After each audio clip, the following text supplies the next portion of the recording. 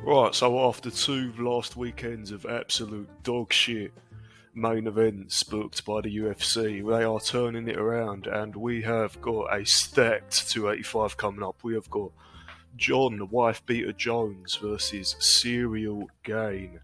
What a fucking card this is. I'm just going to spend a little bit of time giving you lots some predictions and some betting advice to make that money that you need. You know, you stick with these bets, your bank accounts are going to be quadrupled in size towards the end of it, so stick with me as I run through this. I will be running through a few of the prelim fights along with the main card. I'm not doing the early prelims, I am a casual, I can't fucking be asked to break down all of them. If you want one early prelim prediction, Ian Gary's gonna win. Now, enough of that shit, you know, let's just get straight into it. Coming in for our early prelims, we have Derek Bumpson versus Dricus du Plessis. We have got the custody battle for Darren Till between his two fathers. Who do I think is going to win this little custody battle over Darren the Disappointment Till?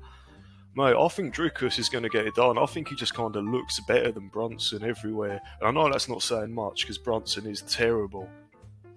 But Dricus has been active, a lot more active than Brunson has recently. Brunson's going to have gone for a year now, I mean. But he's decided to grace us with his presence in the octagon. I think one last time against Dricus du Plessis, and I think it's a tough matchup for him to come back against. I think Dricus is going to be better than him on the feet. I know they're both shit. You don't have to tell me. This is why I don't like looking at this fight, because it's not like either of them are particularly good on the feet. It's just Dricus has that athleticism and that strength and that one punch KO power, because they both throw punches the same way, you know, like they're swimming underwater. But if they're standing across each other and Brunson decides to ignite the legendary Brunson Blitz, and Dricus decides to do the same thing, I can see the white African getting it done and just sparking out Brunson at one point. Brunson's always waving forward with his chin in the air. That chin's there to be tagged, and a guy like Dricus, who has maybe not the best stand-up in a technical sense, but at least has the power, he's going to catch Brunson. And with the grappling exchanges, Brunson's last couple of wins have been against undersized middleweights, which he has used to grapple. He is an effective grappler in that regard. But Dricus is going to be a completely different beast. This is a big middleweight who has good grappling credentials. Back in KSW, he has good submission wins over big fucking dudes. A guy like Yannick Bahati, who's a big fucking dude, and Dricus du Plessis was able to out-grapple in the lock in the guillotine.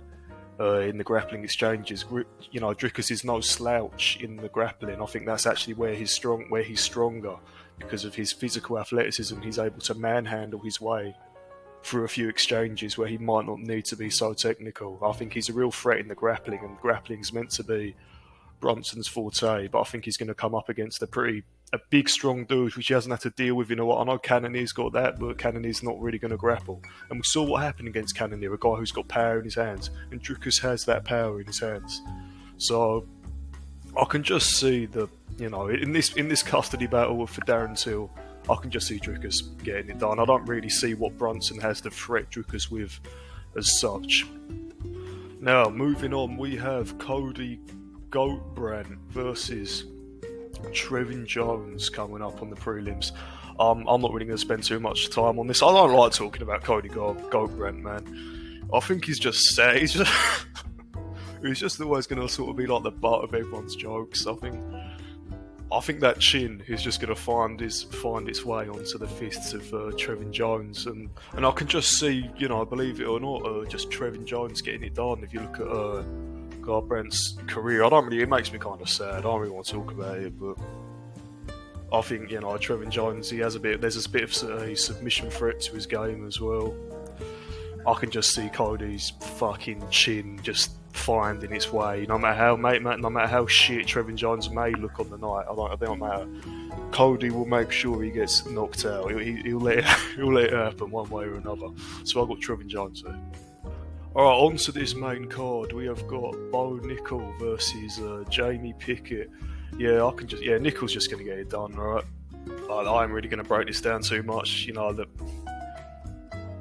Jamie Pickett hadn't had a win in a while. I want to say close to a year.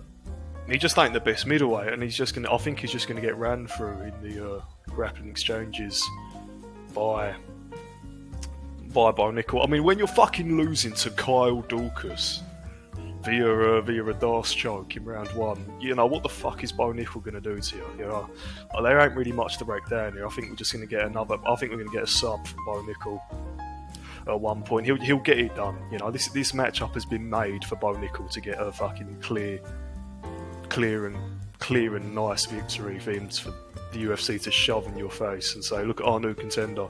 So I just got Bo getting it done, man. There ain't really too much to be talking about. Pickett got subbed by Kyle Daukaus. You know, but as outrageous as this statement may be, I think Bo Nickel is a little bit better than the legendary Kyle Daukaus. So I've got to go with Bo Nickel. Now, what else do we have?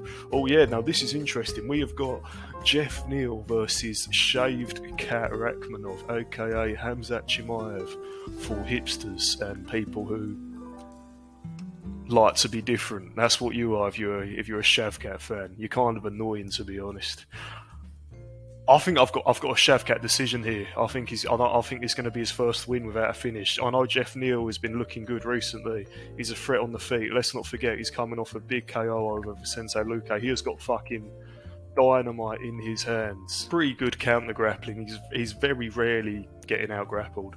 I don't think he's ever. Oh, he's got one loss to a rear naked choke very early on in his career. He's got good submission defense, and like I said, he's got solid boxing and heavy hands on the feet, and he's really able to plant forward and throw those shots. I think Jeff Neal is a real fucking tough welterweight to be dealing with, and he deserves to be where he is on the rankings. I think this will be a fun fight either way. I can see Shavkat just using that grappling to just get enough. I think he's just going to grind it out and get a decision victory. You know, just because Jeff Neal has submission defense doesn't necessarily mean he's going to be able to stop the grappling of Shavkat to its full degree. So I can just see Shavkat riding out a decision here. It might be a little bit boring, he might lose a bit more hype, but then you can deal with all the fucking annoying Shavkat fans ranting and raving on about him again. Because like I said, this dude's Khamzat for hipsters. You have the option to be a fan of Khamzat Chimaev, and you want to be you're a little awkward kid, you're the little stinky kid at the back of the class. You know, the girls are like, oh, who's your favourite welterweight? And instead of saying fucking Khamzat Chimaev like a regular dude, you show them fucking Shavkat Rakhmonov. They will start looking at you. Who's that? You know, they'll start looking at you a bit weird and kind of walking away, and they notice you smell. But like I said, I think Shavkat's going to get a decision. He is good. He is very good. But I think Jeff Neal's going to be a very hard opponent to put away.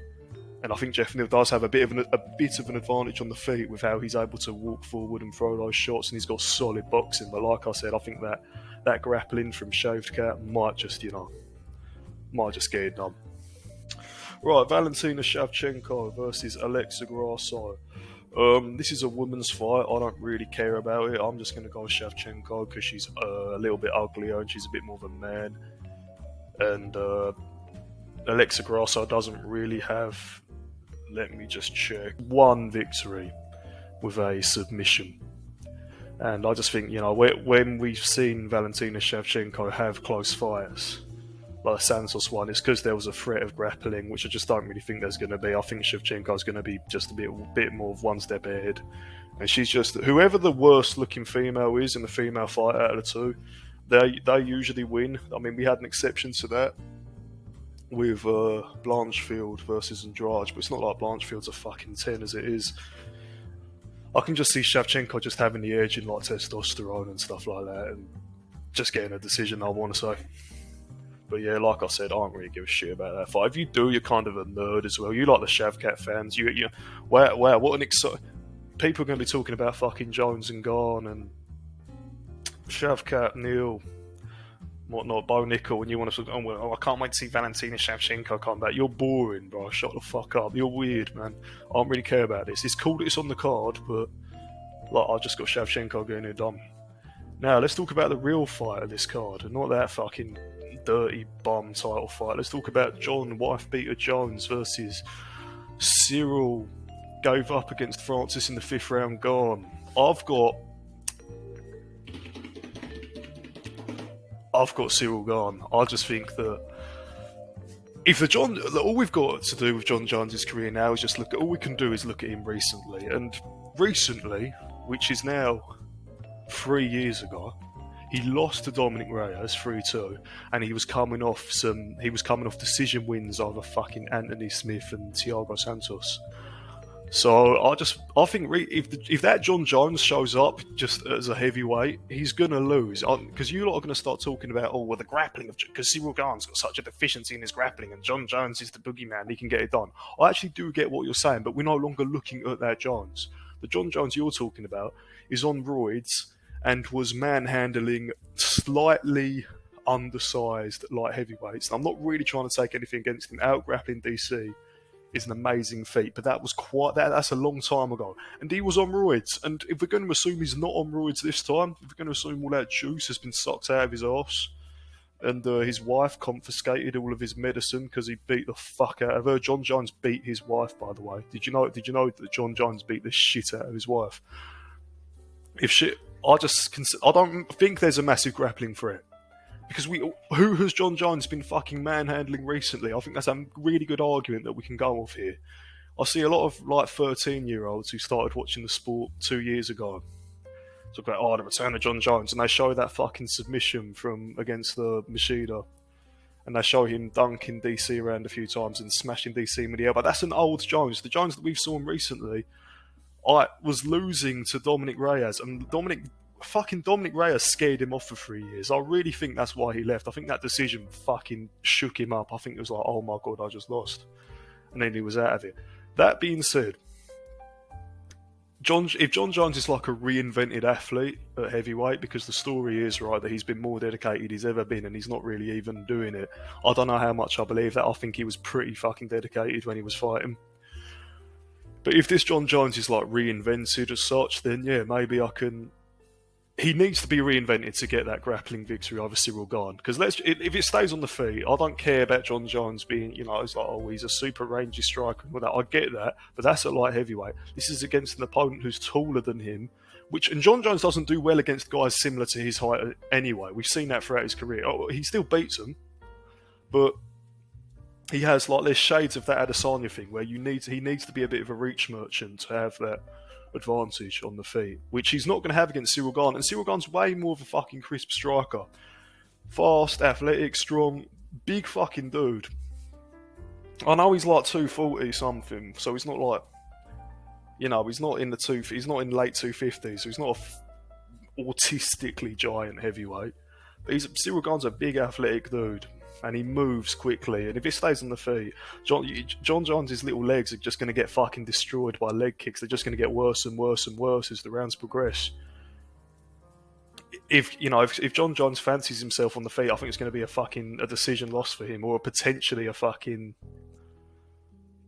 late TKO finish for Ciryl Gane. If we look at how Ciryl Gane was able to deal with Taito Ivasa, and I know it's completely different styles of opponents, but once Ciryl Gane gets very comfortable and he can start putting it on, which he does in that third round if he's comfortable in what's going on.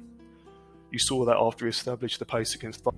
If Jon Jones isn't able to implement any sort of grappling threat, which I think he will struggle with if we're looking at recent performances, unless he's reinvented himself as an athlete in terms of his abilities, with this weight gain and this bulking, which he may well have. I'm not putting that past him. I don't think he'll get down Jon Jones. I don't think he'll get down Ciryl Gane. And if he doesn't, then I think Ciryl Gane's going to be able to have his way on with him on the feet, and we could be looking at a Ciryl Gane decision. And I think Ciryl Gane's going to be pretty hard to take down for Jon Jones anyway. He hasn't taken down, while he's especially recently, he hasn't shown good grappling. I've already mentioned that 1,000 fucking times, but Ciryl Gane's going to be the biggest dude he's ever faced as well, and that's always going to be an issue with grappling. You can talk about Ciryl Gane's ability to grapple or not. Ciryl Gane's a big dude, and he's fast, and he's not fat. He can move, he can spring around, fucking explosive athlete. So, with all the reasons I've given you, if we work off of how both fighters have looked recently, I can see Ciryl Gane getting it done. And people can say, if Ngannou can take you down, then Jones can take you down. And Ngannou is massive and just dunks him. Jon Jones isn't going to be able to do that, is he? And also, Jon Jones beat his wife and took steroids throughout his career, so I don't mind seeing him lose. Either way, I've got a Ciryl Gane decision. Cheers, I will see you lot later.